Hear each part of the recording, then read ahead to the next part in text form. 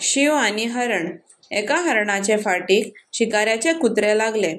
हरण जिवाच्या आकांतान धांवंक लागले.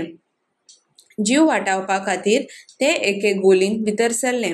नशीब बाबड्याचें, ती गोल आशिल्ली एका शिवाची.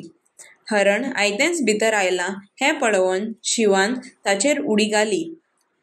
हरणान म्हणलें, देवा म्हज्या, कुत्र्यांक फटोवपा खातीर हांव धांवलें आनी ह्या शिवाच्या गोलीन पावलें. म्हजें नशीबूच फुटकें म्हणचें पडलें ना?